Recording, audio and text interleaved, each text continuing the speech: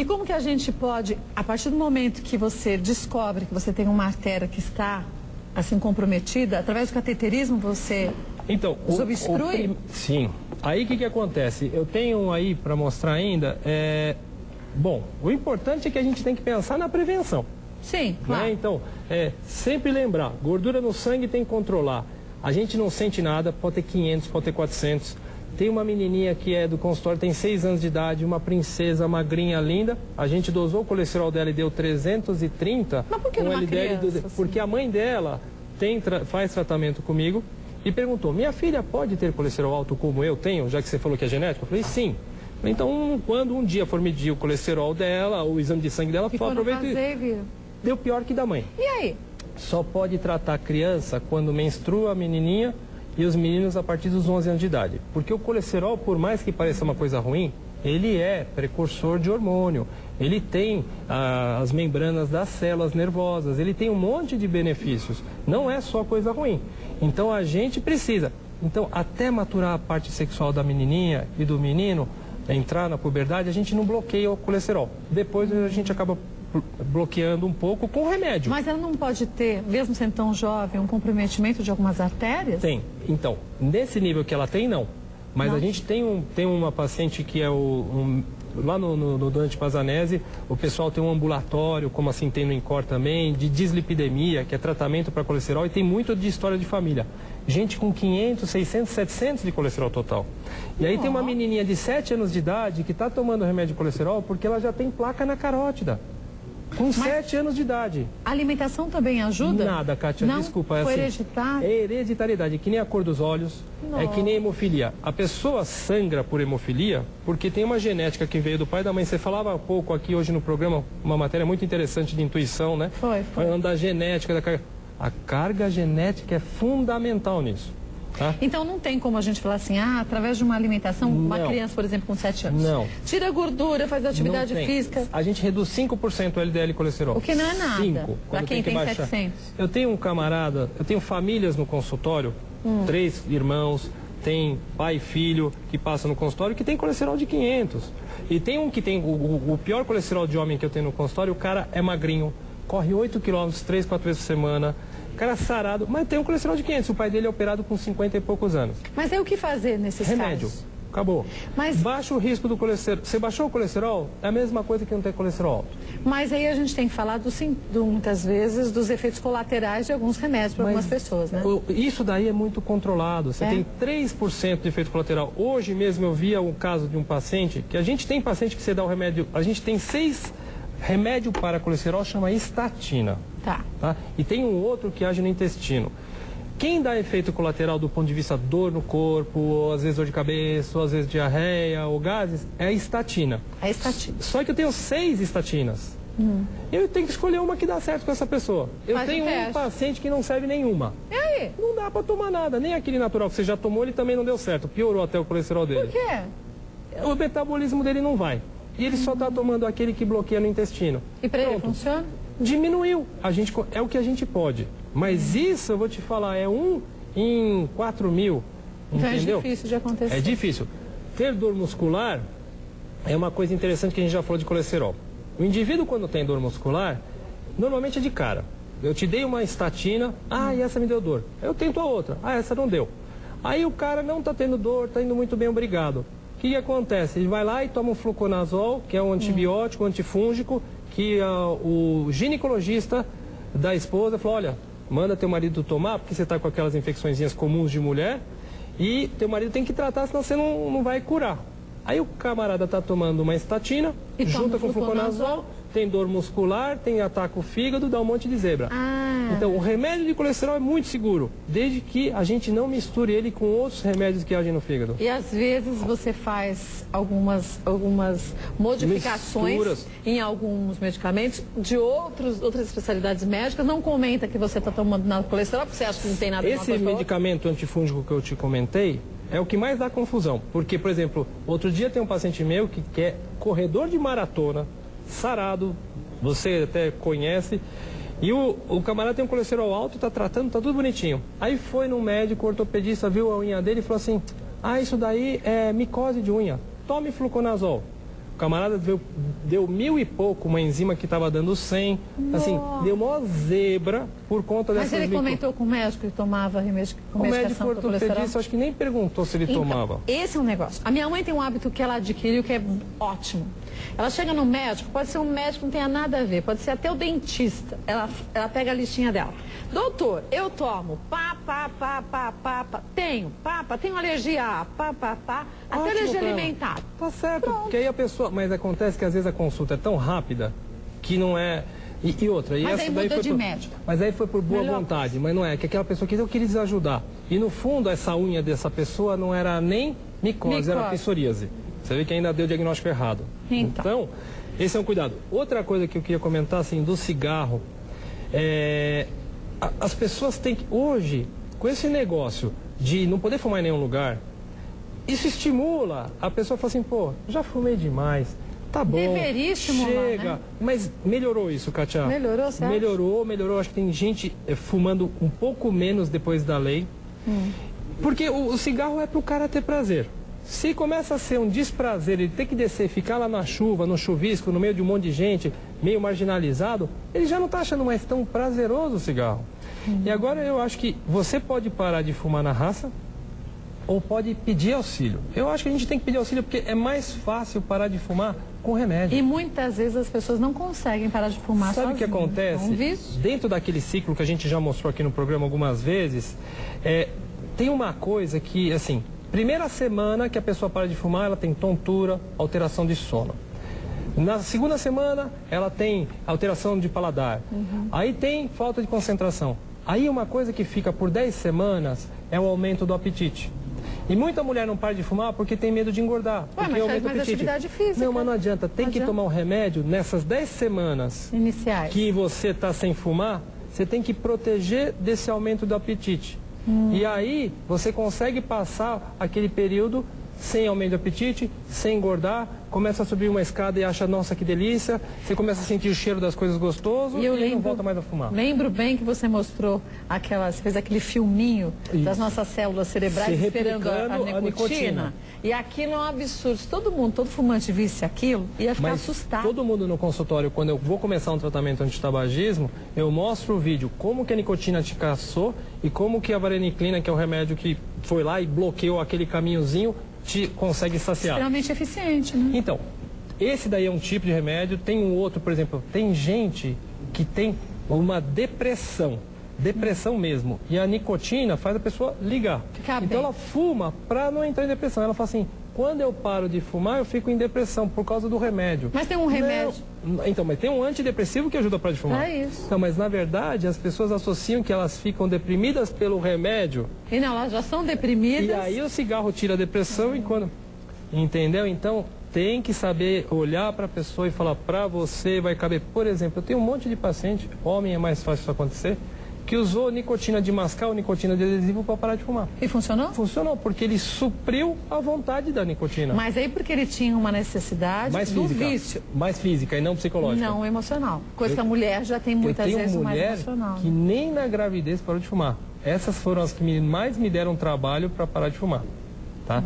Porque se é uma coisa tão boa quanto a gravidez não gera estímulo para que ela pare de fumar... E ela sabendo do prejuízo que ela vai dar... Só que aí que acontece, o emocional fica assim, eu estou matando meu filho, eu tenho uma paciente que falava isso, e fumava mais. E ela ficava desesperada, e assim, ficava angustiada, e ficava com remorso, aí o cigarro acalma temporariamente, e aí fica naquela coisa. Tá? Acho que a gente não pode esquecer que é o que mais vai pegar as pessoas jovens, é o cigarro, as drogas ilícitas, a gente não pode, academia, tomar cuidado... às vezes um personal que não é nem informado indica, fala, olha, tem uma série do tratamento, um dia você injeta tal coisa, outro dia injeta outra. Mas aí fala assim, o paciente pergunta, o aluno, mas isso não é anabolizante? Não, isso é uma vitamina. Não, sem contar os problemas de insuficiência hepática aguda, fulminante. fatal. Olha, gente, não vale a pena nada disso. Pelo contrário, o que a gente tem que fazer é evitar justamente o entupimento das artérias. Quanto mais jovem, mais cuidado a gente tem que ter. E nunca é tarde para a gente reverter algumas situações, né? Eu deixei no fim, não sei se a gente vai mostrar, o que é o cateterismo. Vamos mostrar? Tem jeito porque, assim, o legal é a gente não precisar recorrer a isso. Mas se precisar, tem jeito. Se precisar, tem jeito. Agora, tem um negócio aqui que é a gente acha que o cateterismo é um filme. Não é filme, não. É um tipo de um raio-x, onde eu injeto um contraste. Aqui, a próxima. É a próxima. Isso, olha ali. Ali em cima é um catéter. Tá. Ele injetou um contraste por dentro da artéria. A artéria é um cano e esse contraste fica pretinho. Olha ali onde tem uma setinha escrito CD. Que tá meio cortado, parece. Isso, o que acontece? É que nem essa aqui, ó. Isso aqui é como se eu pegasse aquela artéria e fizesse uma hiper big ampliação.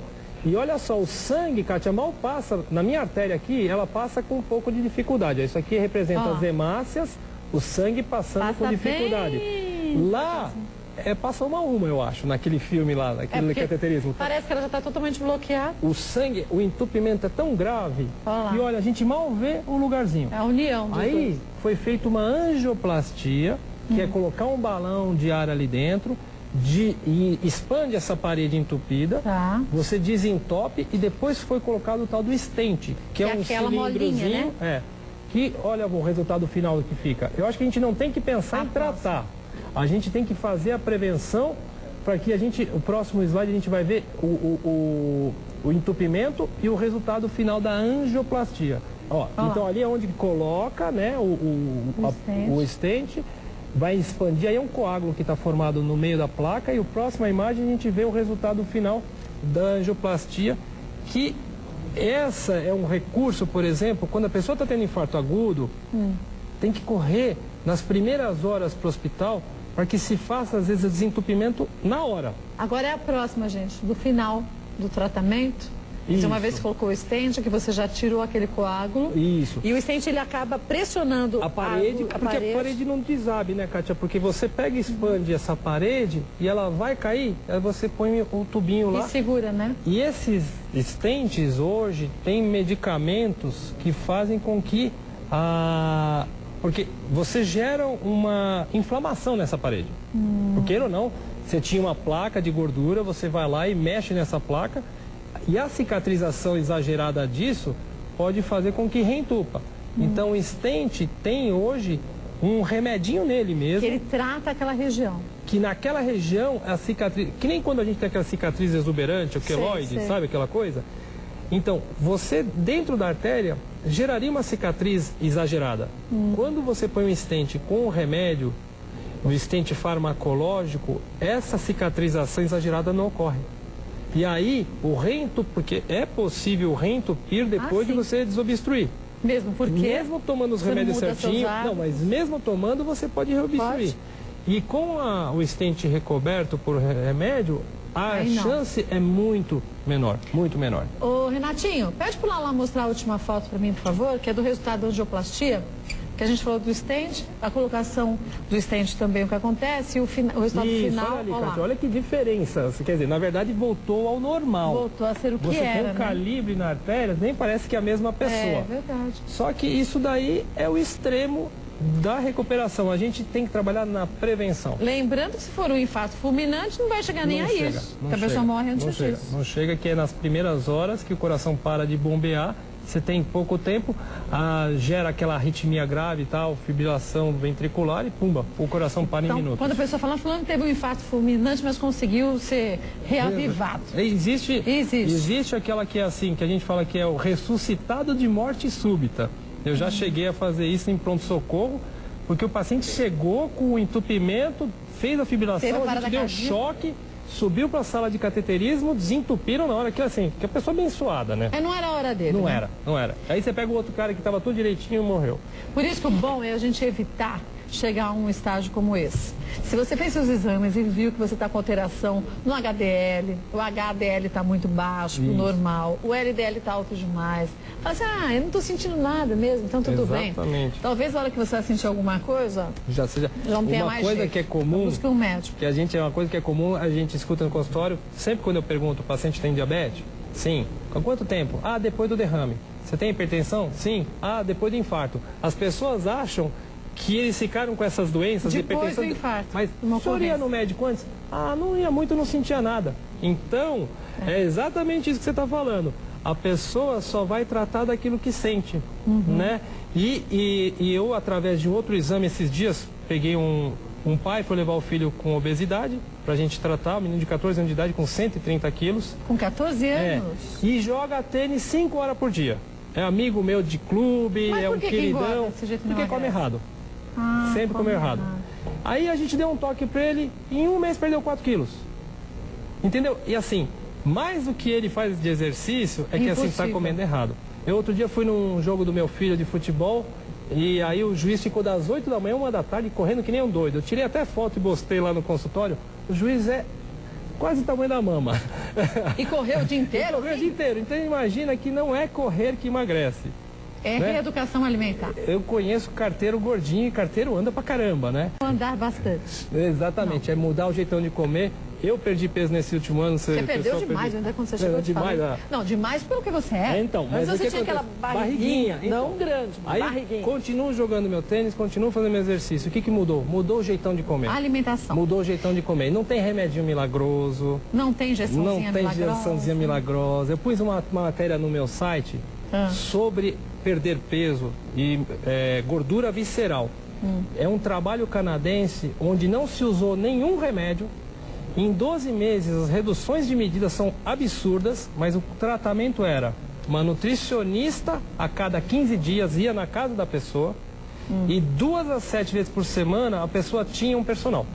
Ou seja, comer direito e fazer atividade física, esse conjunto arrebenta. Mas a alimentação adequada não é aquela que a gente deseja, tem que ser feita. Olha, uma vez um médico falou para um paciente meu e eu acho engraçado. Pois a comida na boca é boa, cospe porque engorda.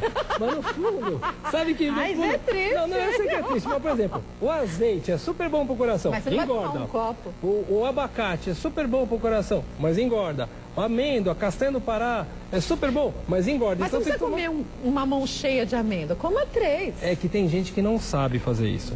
E, por exemplo, fruta, o cara come suco de laranja. Um suco de laranja vão 4 laranjas para fazer. E a glicemia? É a dose máxima que ele podia no dia. Faz um pico, aí aumenta a insulina da barriga.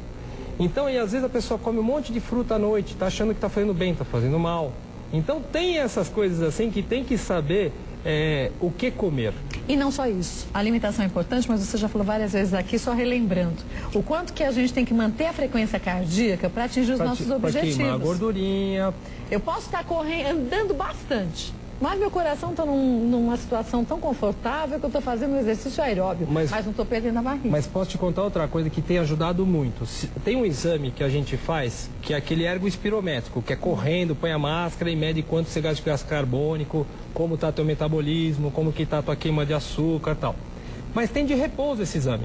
Você põe uma máscara na pessoa, ela fica 12 minutos, a gente mede como está a tua taxa metabólica basal, ou seja, quantas calorias você está queimando por dia para viver. Aí você vai descobrir que você está queimando menos, que tem uma equação, chama Harris-Benedict, ela calcula pela idade, peso e altura quanto você queima. Está sempre errado. Na verdade, você sempre está achando que está queimando mais. Você quer melhorar? Como é que você faz? Musculação. Você aumentando a massa muscular do teu corpo globalmente... A massa magra... Você tem, por exemplo, 20 quilos, você ficar com 25 quilos de músculo, você vai queimar mais caloria. Comendo a mesma coisa, você passa a emagrecer. Isso eu acho que é um negócio melhor até do que só correr. É correr e aumentar a massa muscular. A gente, depois dos 35 anos, Kátia, começa a perder 1% da massa magra do músculo por ano. Mas a gente vai ganhando bastante. Eu tô com 45, então. Eu tô com 42. Então, mas o problema é que às vezes a pessoa se liga na balança e fala, mas eu tô com o mesmo peso de 5 anos atrás. Mas não tá importa. Com uma massa muito maior. Tá com 4, 5 centímetros a mais de barriga, com o mesmo peso, não me interessa. Tá? Então, tem que ficar muito atento à musculação, acho que é um negócio muito bem-vindo. Até mesmo na terceira idade. Sempre. Porque protege os ossos. Outra coisa, dá menos dor, dá menos problemas para quem quer fazer qualquer atividade física. Mais equilíbrio, né? Porque você tem sempre orientado, né, Kátia? Sempre a pessoa tem que estar orientadinha, tem que ter um personal, tem que ter um fisioterapeuta, alguém do ladinho, porque às vezes a pessoa quer fazer um exercício que não é para ela. Ou na e postura pode fazer errada, mal. né? Com certeza. Olha, e sempre fica aqui a sugestão. A gente abre o nosso espaço para que você fique bem informada quando o assunto é saúde, mas nada, absolutamente nada, nem lugar algum, substitui a sua visita ao seu médico. E seja franca, fale a verdade para o médico. Não fique com essas de tentar enganá-lo, porque você não engana o médico, você só se prejudica. Ele vai achar que está fazendo tudo certinho, ele vai aparentar, mas ele sabe o que a gente faz de certo e o que a gente faz de errado. Não tem como, se você fizer a dieta correta, exercício físico, não emagrecer. Vai aparecer. Né? Quer dizer, você fala assim, eu como igual um passarinho e eu não sei por que eu não emagreço. Porque o passarinho come errado. Não, é que o passarinho come o peso dele por dia, né? Então vai ver isso. Você está comendo 70 quilos de comida, vai ver isso. Essa foi boa, né? Olha, se você quiser acessar o site do Dr. Gataz, é www.drgataz.com com 2 T's e S no final. drgattas.com. E o que você ia falar? Não, era isso mesmo. Essa história do passarinho é verdade. Come igual um passarinho, o mesmo tanto de peso é o que ele ingere. Obrigado mais uma vez. Beijo nas meninas, viu? Obrigado, viu? Olha, e são tantas as dicas que a gente vai aprendendo aqui, que o difícil é não seguir, né? Porque a responsabilidade, depois que a gente recebe a informação, é da gente.